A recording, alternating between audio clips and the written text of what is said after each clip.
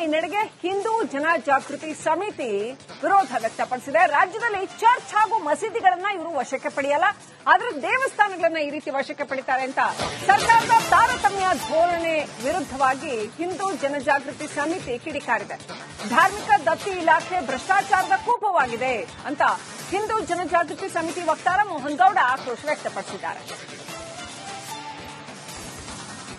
ಕರ್ನಾಟಕ ಸರ್ಕಾರ ನಿನ್ನೆ ಬೆಂಗಳೂರು ನಗರದಲ್ಲಿರುವ ಮೈಸೂರು ರಸ್ತೆಯಲ್ಲಿನ ಗಾಳಿ ಆಂಜನೇಯ ಸ್ವಾಮಿ ದೇವಸ್ಥಾನವನ್ನು ವಶಪಡಿಸಿಕೊಂಡಿದೆ. ಇದನ್ನ ಹಿಂದೂ ಜನಜಾಗೃತಿ ಸಮಿತಿ ತೀವ್ರವಾಗಿ ಖಂಡನೆಯನ್ನ ಮಾಡುತ್ತೆ. ಸರ್ಕಾರ ಕೇವಲ ಹಿಂದೂ ದೇವಸ್ಥಾನಗಳನ್ನು ಮಾತ್ರ ವಶಪಡಿಸಿಕೊಳ್ತಾ ಇದೆ.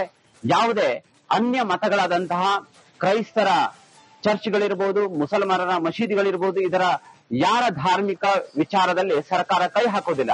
ಈ ರೀತಿ ತಾರತಮ್ಯತೆ ಧೋರಣೆಯನ್ನು ಅನುಸರಿಸ್ತಾ ಇದೆ. ರಾಜ್ಯ ಸರ್ಕಾರ ಈಗಾಗಲೇ ಸರ್ಕಾರದ ಎಲ್ಲ ಇಲಾಖೆಗಳು ಭ್ರಷ್ಟಾಚಾರದಿಂದ ಕೂಡಿದೆ.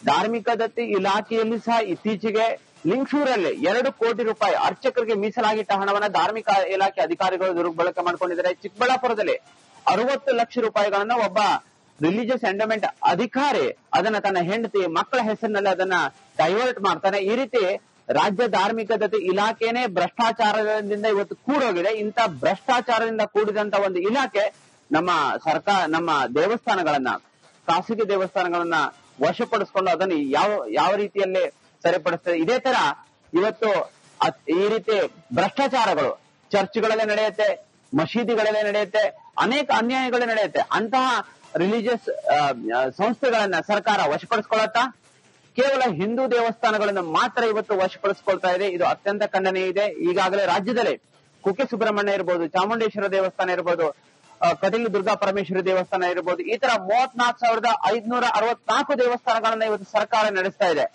ದುರ್ದೈವಂತರಲ್ಲಿ ಕೇವಲ ಹಿಂದೂಗಳ ಧಾರ್ಮಿಕ ವಿಚಾರದಲ್ಲಿ ಮಾತ್ರ ಇವತ್ತು ಜಾತ್ಯತೀತ ಹೆಸರಿನಲ್ಲಿ ಇವತ್ತು ಈ ತರ ವಶಪಡಿಸಿಕೊಳ್ಳುವಂತ ಘಟನೆ